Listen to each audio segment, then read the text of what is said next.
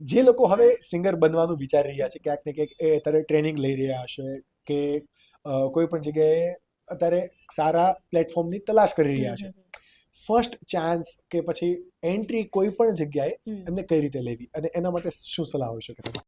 ભારતને વિકસિત ભારત દેશ બનાવવાની જર્નીની અંદર તમે જે પ્રમાણે અમને સાથ આપી રહ્યા છો એ બદલ તમારો ખૂબ ખૂબ આભાર અને thank you for choosing this particular topic two watch, because આ પર્ટિક્યુલર ટોપિકથી તમે બિઝનેસ ક્ષેત્રે, લાઈફ ક્ષેત્રે, પર્સનલ લાઈફ ક્ષેત્રે ક્યાંક ને ક્યાંક ડેવલપ થશો. અને તમે જો આ પર્ટિક્યુલર ક્લિપનો ફૂલ પોડકાસ્ટ જોવા માંગો છો તો તમે અમારી મેઇન યુટ્યુબ ચેનલ આકાશ ઉકાણી ચેનલ પર જઈ શકો છો, ત્યાં સબસ્ક્રાઇબ કરી શકો છો કે જ્યાં એવરી સેટરડે અમે નવા પોડકાસ્ટ અપલોડ કરીએ છીએ. અને આ આકાશ ઉકાણી ક્લિપ ચેનલ પર અમે અમારા ફૂલ પોડકાસ્ટમાંથી મોસ્ટ વેલ્યુએબલ ટોપિકને નાનકડી ક્લિપ સ્વરૂપે તમારા સામે રાખીએ છીએ અને એવરી ડે અપલોડ કરીએ છીએ. Then hit subscribe button to this channel as well. તમે અમારી સાથે ડેઇલી અપડેટ્સ માટે અમને ઇન્સ્ટાગ્રામ ચેનલ પર પણ ફોલો કરી શકો છો જો તમે બધી જ આ પ્રોસેસ કરી દીધી છે. અને એન્જોય ધ શો.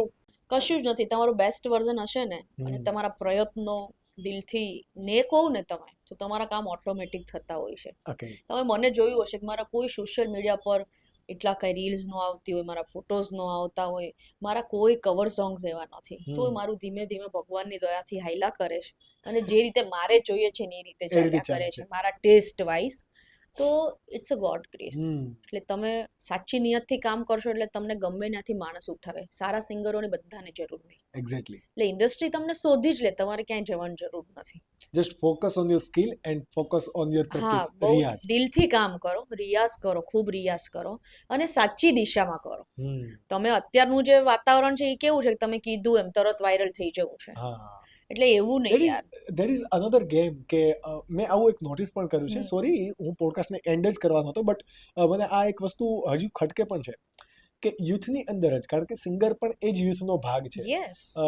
તાત્કાલિક વાયરલ થઈ જવું અને વાયરલ થવા માટે ગાવું, કઈ રીતે વાયરલ થવાશે એ એનાલિસિસ કરીને ગાવું, વાયરલ કોણ થયો છે એને કઈ રીતે કર્યું, copy same copy paste, paste. સીધું કોપી પેસ્ટ. એટલે સો મને એક આ આ જ ક્યાંક ને વસ્તુ ક્યાંક નથી આર્ટની ગમતી. અંદર ખૂટે, because being a artist, I was a theatre artist.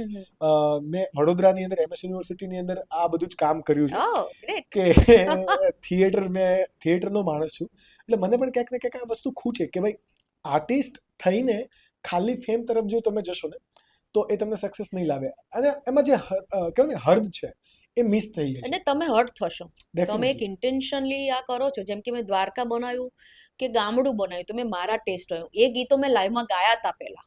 અને મને યાદ છે પાક્કું, જુનાગઢની બાજુમાં એક ગામ હતું અને પરમાદિને ધીરુભાઈ સરવૈયા મારા રાઉન્ડ પછી મારા વિશે 10 મિનિટ બોલ્યા હતા એ માણસ કે યાર શું ત્યાં આવા ગીતો તું ક્યાંથી ગોતી, આ તે દીકરી સરસ કામ કરે છે. એટલે મને ઇન્સ્પિરેશન મળ્યું અને મારી ટીમે મને તરત જ કીધું કે આને તમે રિલીઝ કરો. તો મારા ભાઈએ જ્યારે રિલીઝ થવાનું હતું ને ત્યારે મારું પહેલું જ સોંગ હતું.